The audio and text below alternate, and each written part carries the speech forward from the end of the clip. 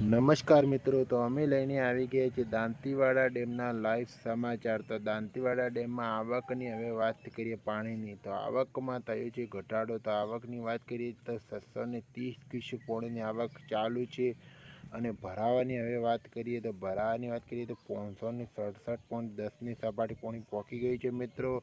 અને ભયજનક સપાટીની વાત કરીએ તો 604 છે મિત્રો। અને દાંતીવાડા ડેમના સમાચાર સારા લાગ્યા તો કોમેન્ટ કરજો। અને સીપુ ડેમની વાત કરીએ તો સીપુ ડેમના સમાચાર જોતા હોય તો કોમેન્ટમાં જણાવજો, તો અમે તમને સીપુ ડેમની પણ માહિતી આપતા રહીશું।